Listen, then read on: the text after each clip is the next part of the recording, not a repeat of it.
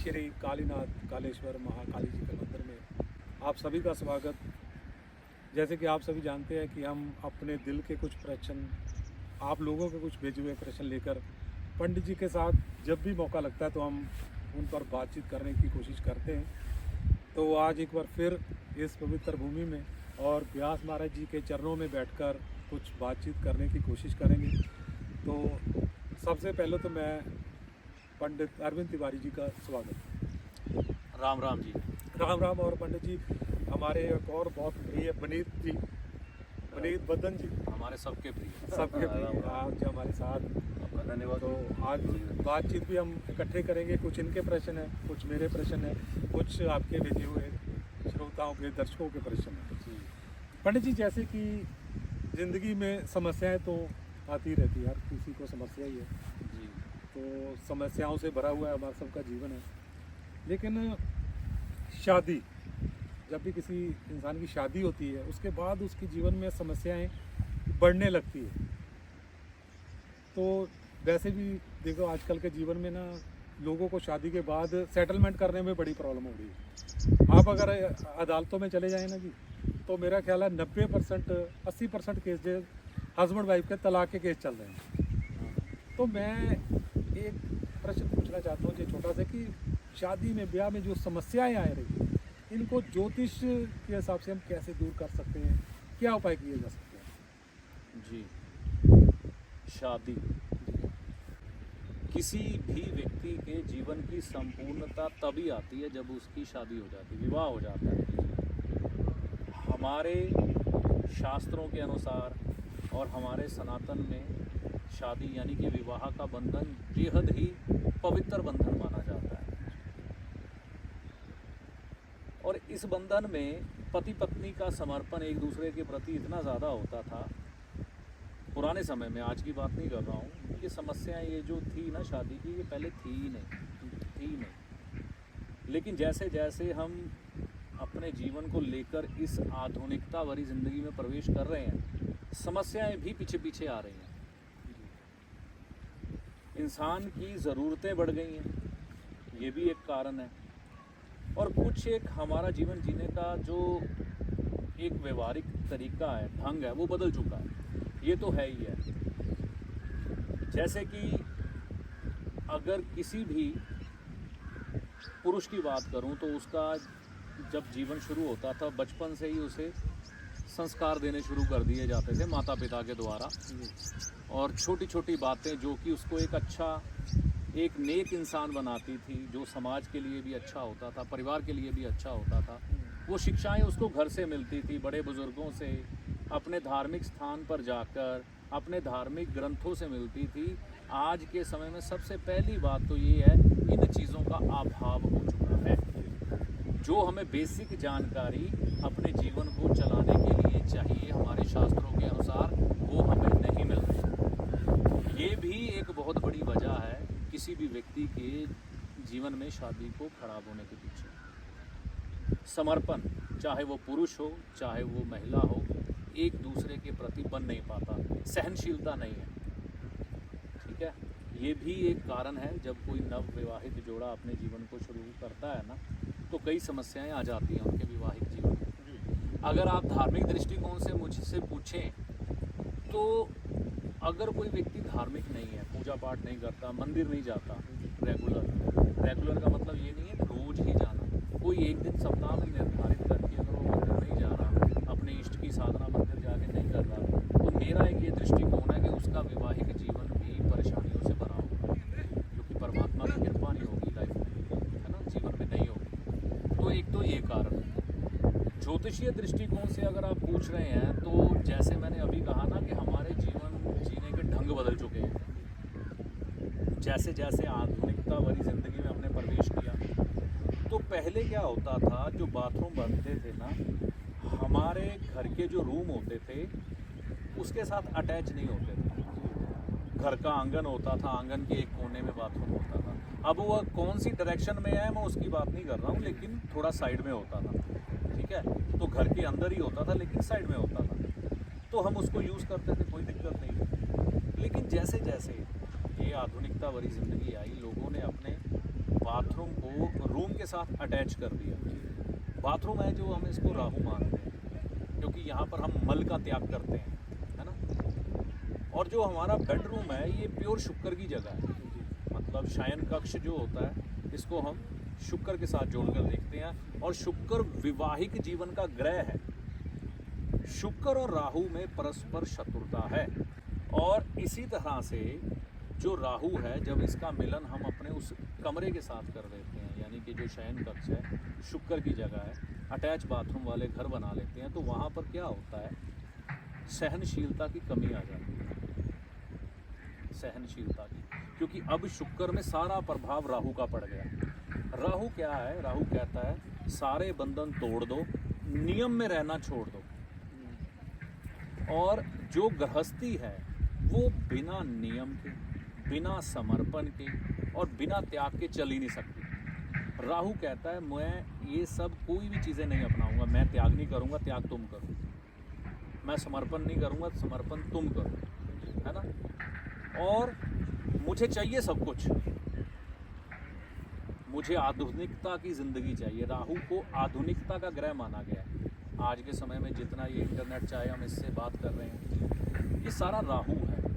आप रील देखते होंगे, एक रील आई दूसरी गई, आपको पीछे पता नहीं होता आपने कौन सी रील देखी। इसी तरह से राहु की ज़िंदगी, राहु के विचार जब विवाहिक जीवन में घुल जाते हैं ना, तो राहु वह ग्रह है जो त्याग से कोसों दूर भागता है, भोग की तरफ भागता है। और जो भोगी व्यक्ति होता है ना, उसमें कभी समर्पण नहीं होता, उसको सिर्फ भोग चाहिए। अब मान लीजिए उदाहरण के तौर पर, ये सिर्फ उदाहरण है, कोई स्त्री अगर ये सोचे कि मैं बड़े बढ़िया कपड़े पहनूं, मैं नाइट क्लब जाऊं, या कोई भी ऐसी लाइफ एंजॉय करूं जो आधुनिकता से जुड़ी है, क्लब में जाना, डांस करना, बढ़िया वेस्टर्न कपड़े पहनना। अगर गृहस्थी चलाने में कभी पति की सेहत खराब हो गई तो मैं उसकी सेवा ना करूंगा, उसकी कभी सहयोगी ना बनूं, तो क्या गृहस्थी चल पाएगी। गृहस्थी चलाते हुए दो बातें कई बार पति अपनी पत्नी को भी कह देता है, पत्नी अपने पति को भी कह देती है। और जब कोई व्यक्ति ये बातों को हंस के टाल जाता है या सह जाता है तो इसको कहते हैं सहनशीलता। सहनशीलता किस ग्रह से जुड़ती है? सहनशीलता जुड़ती है चंद्रमा के साथ। भगवान शिव को आपने देखा है, हमें जो उनके पात्र दिखाए गए आज तक टीवी में, या हमने जो शिव पुराण में पढ़े, तो वो सहनशील है, मतलब बातों को काफ़ी हद तक बड़े आराम से वो टाल देते हैं। इसी तरह से गृहस्थी चलती है। गृहस्थी हालांकि शुक्र से देखी जाती है, लेकिन अपना घर कहाँ से देखा जाता है? कुंडली के चौथे भाव से। चौथा भाव जहाँ पर चंद्रमा की पक्की राशि पड़ती है, यानी कि जिस घर में कहते हैं कि शांति नहीं होती वहाँ लक्ष्मी भी नहीं आती, ठीक है ना। तो सबसे पहले जिस घर में सहनशीलता नहीं होती, धैर्य नहीं होता है ना, धैर्य भी हमें अच्छा चंद्रमा देता है, उस घर में फिर शुक्र की वो चीज़ें हमें नहीं मिल पाती। तो आज के समय में कोई मंदिर नहीं जा रहा, कोई भगवान शिव का पूजन नहीं कर रहा, युवा तो बिल्कुल नहीं कर रहे, है ना। तो वो जब शादीशुदा जीवन में उतरते हैं, तो जब उनका चंद्रमा इतना कमज़ोर होता है, उन्होंने काम ही नहीं किया। अब मान लो किसी का चंद्रमा बहुत अच्छा है ना, लेकिन वो कभी मंदिर गया ही नहीं, तो उसका वो चंद्रमा खराब हो चुका है। हर एक चीज़ का अलाइनमेंट है। बारिश हर साल आती है, हर साल फसल उगती है उसी बारिश की वजह से। ये तो है नहीं कि एक बार मंदिर चल के बाद में जाने की ज़रूरत नहीं। जैसे मौसम ने अपना एक क्रम बनाया है, उसी तरह से जीवन में हमें एक क्रम बनाना पड़ता है कि कोई भी चीज़ को जब हम दोहराते रहेंगे हर रोज़ या सप्ताह में एक बार, महीने में एक बार, साल में एक बार, तो वो चीज़ फिर पकती है और हमें उसकी फसल तैयार होकर मिलती है, जिसको हम आज के समय में अच्छे चंद्रमा के रूप में देखें तो धैर्य, सब्र, त्याग हमें देते हैं सूर्य। सूर्य आता है, क्या कभी इसने कुछ अपने लिए मांगा? संसार को देखे जाता है। सन्यासी देखें आप, सन्यासी भगवे कपड़े क्यों धारण करते हैं? सूर्य के रंग है वो गेरुआ, ये कहते हैं गेरुआ ही रंग कहते हैं। जी जी। सन्यासी या संत सारे संसार को बांटता है, सूर्य का स्वभाव है। इसी तरह से किसी भी परिवार में जो पति कह लो वो पिता बनता है ना, तो वो त्यागी बन जाता है। वो अपने लिए कुछ नहीं लेके आएगा, अपने कपड़े फटे भी पहन लेगा, लेकिन बच्चे को नया लेके देगा, पत्नी को नया लेके देगा, इसको कहते हैं त्याग। दिल उसका भी करता है अंदर पे। ये तत्वों की जब कमी आ जाती है किसी में, है ना, तो गृहस्थ चलाना मुश्किल हो जाता है। ये अकेले पुरुष को नहीं चाहिए, ये महिला को भी चाहिए कि हर बार होटल का खाना नहीं खाना है, हर बार झगड़ा नहीं करना है अगर सास ने कुछ कह दिया, हर बार रिश्तेदारों के नुक्स नहीं निकालने हैं अगर उन्होंने कुछ कह दिया। सह जाना है थोड़ा, रात गई बात गई वाली आदत अपना के रखोगे, गृहस्थी में कोई समस्या नहीं है। सहनशीलता की कमी दोनों में सहनशीलता सबसे बड़ी बात है, और सहनशीलता तब तक आप में नहीं आ सकती जब तक आपका चंद्रमा स्ट्रांग ना हो। तो गृहस्थी जो है ना, अब इसमें मैंने बात को इतना लंबा क्यों किया, क्योंकि इसका मैं उत्तर 2 शब्दों में भी कह सकता था कि शुक्र ग्रह खराब हो आपका तो गृहस्थी आपकी अच्छी नहीं चलती। किसी भी चीज़ को जब हम परत दर परत खोलेंगे ना, मोबाइल भी है, इसको खोलोगे तो अंदर कई पार्ट हैं, एक दूसरे के बगैर, वो जोड़े बगैर वो चल नहीं सकता। इसी तरह से गृहस्थी के भी कई पड़ाव हैं, और एक दूसरे के साथ उन पड़ावों का जुड़ना ज़रूरी है। अगर घर में बात करो, अपने घर के उस बेडरूम के साथ बाथरूम जोड़ के कभी मत रखो, पहला कारण ये। दूसरा, भगवान शिव के मंदिर में जाना शुरू करो, सोमवार के दिन उनका दूध से अभिषेक करो। सूर्य के लिए कम से कम आप सूर्य भगवान के आगे बैठ के सुबह सिर्फ 2 मिनट के लिए गायत्री मंत्र का जाप कर लो। सूर्य के तत्व को जागृत तो करो। सूर्य हालांकि गुस्सा देने वाले ग्रह भी हैं, लेकिन ये मंत्र जाप करने के बाद पानी का घूंट पी लो, चंद्र साथ ही में चला गया। जब सूर्य किसी का खराब होता है तो हम जल तो दिलवाते हैं ना, कि सूर्य भगवान को शीतलता मिले, हमारा अग्नि तत्व थोड़ा सा ठंडा हो।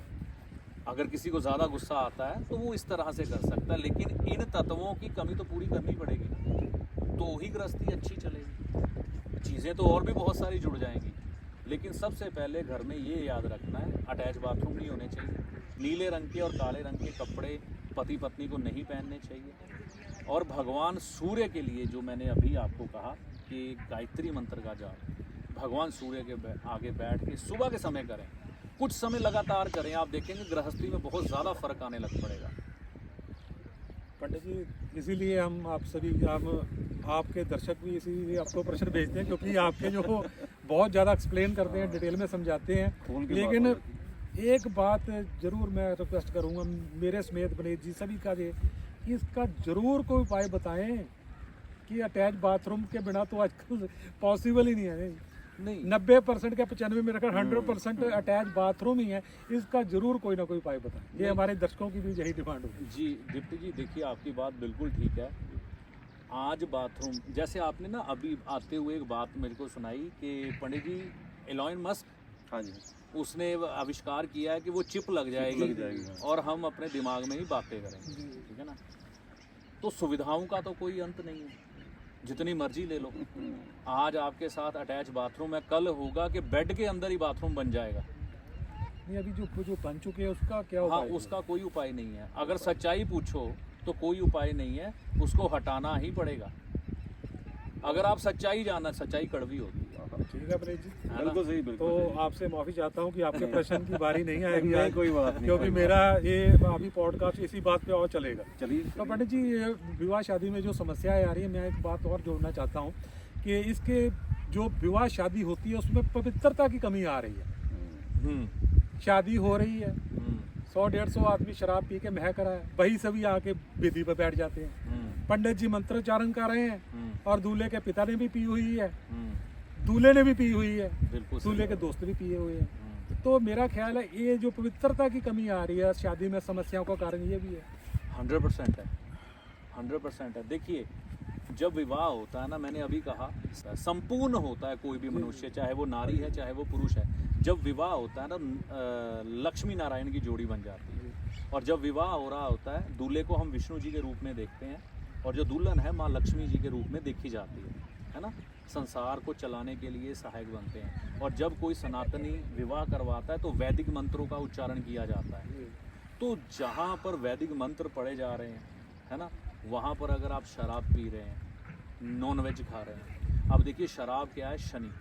शनि कौन सा? खराब वाला शनि, खराब वाला, जो आपका सब कुछ तहस नहस कर देते हैं। एक शनि है जो आपको सब कुछ देते हैं, एक शनि है जो सब कुछ खराब करते हैं। जब आप शराब पीते हैं तो आप उस समय में वह शनि एक्टिव करते हैं जो आपका सब कुछ विनाश कर देते हैं।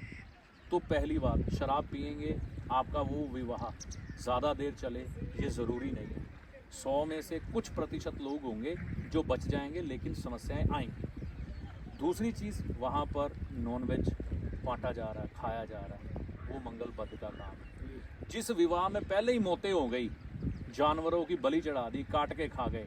मंदिरों में तो आप कहते हो कि बलि मत दो, वहाँ पर बलि प्रथा रोको समाज में, लेकिन आप विवाह शादियों में अंधाधुंध ये नॉनवेज परोसते हो। तो वो देखो, इस संसार में हर एक चीज़ एक्टिव है, चाहे वो पेड़ पौधा है, चाहे वो जानवर है। एक जो भय का माहौल है उस जानवर के अंदर से जब निकलता है तो वो अपने आप वहाँ पहुँचता है जिस वजह से वो कटा है, और वहाँ उसकी बददुआ असर करती है। और अब बात आती है, कई लोग उदाहरण भी आपको देंगे कि फलाने धर्म में ऐसा होता है, वहाँ ऐसा होता है, वहाँ तो समस्याएं नहीं आती। कौन कहता है नहीं आती? आप उनकी जाके लाइफ तो देखो, उनके पार्टनर कितने बदल चुके हैं। 1 2 10 होंगे, लेकिन आम कल्चर क्या है कि तितर बितर ये सब कुछ। तो वो कल्चर जब अपना लिया शादियों में तो फिर चीज़ें कैसे ठीक होंगी। अब मेरे एक और बात सुनो, विवाह ज़्यादातर आपने अपने बचपन में कहाँ अटेंड किए थे? मोहल्लों में, घरों में। आज पैलेस में होते हैं। उसी पैलेस में कई बार किसी के मरने का भोग रखा होता है, उसी में शादी करवा देते हैं, हो जाती है। तो यहाँ पर क्या है कि वो भी एक जो ओरा मंडल बना हुआ है वो भी तो असर करेगा ना उसको। और दूसरी बात, पहले समय में लड़के को, आज भी है ये प्रथा, लड़की के भाई को लड़की के विदा करते हुए उसके साथ उसके घर भेजा जाता था। भाई जो होता है मंगल होता है, और उसकी जिम्मेवारी क्या होती है कि अपनी बहन को उसके घर पहुंचा के आए, क्योंकि लड़की का वो ससुराल बनने वाला है, वो राहु बनने वाला है। तो कहते हैं जिसका मंगल अच्छा होता था उसको असर नहीं आता था ऐसे बुरे ग्रहों का। आज के समय में पैलेस में शादियां होने के कारण या आउटडोर शादियां होने के कारण लड़की को विदा करने उसके घर नहीं जाते, जिसके कारण भी एक वजह है विवाह खराब हो रहे हैं। तो ऐसी बहुत सी वजहें हमको मिल जाएंगी ढूंढते हुए। और एक और बात, अब निकलेगा तो बहुत कुछ। लाल रंग के लहंगे पहनती हैं लड़कियाँ, उसके ऊपर कांच लगा होता है, ना एम्ब्रॉयडरी में कांच, नोट किया आपने कभी? जी। लाल रंग के कपड़े जो है चमकदार, वो मंगल बद के हैं। तो दुल्हन पहले ही लाल रंग का जोड़ा चमकदार कांच वाला पहन के चमकीला बैठ के फेरे ले रही है, तो क्लेश तो पड़ेंगे ही पड़ेंगे, और वो बीमार भी रहेगी जाके। और एक बड़ी सी कॉमेडी की बात है कि अगर वो दूसरा ये भी समस्या का कारण है, सभी शादी में खा पी के जब पंडित जी की बारी आती है ना, हाँ जी, तो उस वक्त वो देरी हो जाती है। वो पंडित जी जल्दी से निपटाइए, पंडित जी ने निपटा दिया, पंडित जी क्या करेंगे? तो सब कुछ जल्दी से निपट गया। देखो, सनातनी जो है ना, सनातनी का कोई दुश्मन बाहर से नहीं है, सनातनी खुद सनातनियों के दुश्मन है। अपना बेड़ा गर्क हमने खुद किया है। कैसे किया है? कुछ मुगलों के समय से हुआ है, कुछ अंग्रेजों के समय से हुआ है, कुछ फिर आदतें पड़ गई। तो जो व्यक्ति आपका गठबंधन करा रहा है, ब्रह्मा जी का रूप धारण करके पुजारी जी बैठे हैं वहाँ पे, है ना, तो वो पुजारी जी का अपमान करना, पुजारी जी को दक्षिणा लाखों रुपए उड़ा देना, शादी पे करोड़ों उड़ा देना, लेकिन उस व्यक्ति को जो पूजा पाठ करके आपका विवाह करवाने आया है, और साल में 2-3 महीने शादियाँ होती हैं, जब उसको एक आस बनती है कि कुछ दक्षिणा मुझे मिलेगी, तो वहाँ पर उसको कुछ दक्षिणा देते हुए भी कहना कि ये पंडित लुटेरा है। 21,000 रुपया अगर मांग लिया तो पंडित जी तो लूट रहे हैं, है ना। तो पंडित जी को भी तो हक है ना जीने का। आज के समय में महंगाई इतनी है, कम से कम वहाँ पर पंडित जी के आशीर्वाद लो जितना ले सकते हो, कि वो आपकी शादी से खुश जाए। ठीक है जी। पंडित जी देखिए, पंडित जी आपने एक बात नोट कीजिए। जी जी, पहले राहु महाराज की बात चल रही थी, अटैच बाथरूम। मैंने पूछा जी कोई उपाय, तो पंडित जी ने कहा उपाय कोई नहीं, क्योंकि इनको पता था कि मेरा अगला प्रश्न कौन सा होगा। मेरा अगला प्रश्न था जी शराब से जुड़ा हुआ। हाँ। तो मैंने अगला प्रश्न ये भी कर देना था, पंडित जी शराब पी के बैठ जाए, इसका कोई उपाय बताएं। तो पंडित जी ने पहले वो उपाय बताया ही हाँ जी, नहीं। हाँ। पंडित जी ने कहा कि नहीं, इसका उपाय कोई नहीं है। तो सभी से जी हाथ जोड़ के बेनती है जी, इतना तो हम कर ही सकते हैं कि जब शादी में हम बैठे, बेदी पर बैठे, तो कम से कम जो आस पास बैठे हो तो बिना शराब पिए बैठे। ऐसी बेनती है, इसका कोई उपाय नहीं है। तो विनीत जी, तो अगला प्रश्न आप कीजिए। ये तो देखिए डिप्टी जी, सदाचरण है। आपको पता होना चाहिए कि हमारा आचार व्यवहार कहाँ पर क्या होना चाहिए। तो इसका मतलब ये है कि वो व्यक्ति विवेकहीन है, बुद्धिहीन है। और विवेकहीन और बुद्धिहीन व्यक्ति का कहा जाता है बृहस्पति खराब होता है। तो जिसका बृहस्पति खराब होता है उसकी ज़िंदगी नरक के समान होती है।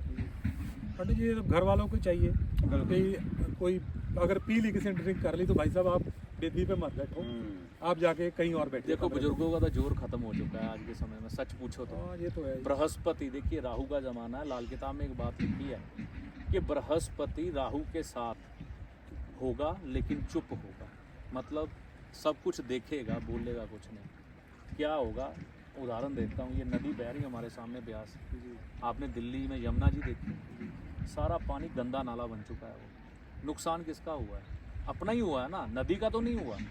तो इसी तरह से बृहस्पति का जो आचरण है कि बेटा तू नदी गंदी कर रहा है, तू पेड़ काट रहा है, तू शराब पी रहा है, तू मेरे को आज बुरे शब्द बोल रहा है, नाश तो तेरा ही होना है। तो हमको ही ये समझना पड़ेगा। समझाने वाला बृहस्पति आज चुप है। ज्योतिषी आपका सलाहकार है जो आपको भले और बुरे समय का ज्ञान देता है, ना कि कोई चमत्कारी बाबा जो छड़ी घुमाकर आपको माला माल कर देगा, धनवान बना देगा, या कोई जादूगर जो छलावे में डालकर भ्रम की स्थिति पैदा कर कर आपके भाग्य को बदल देगा। तो ज्योतिषी को हमेशा सलाहकार के रूप में देखें, ना कि चमत्कारी बाबा या जादूगर के रूप में। ऐसा नहीं होता।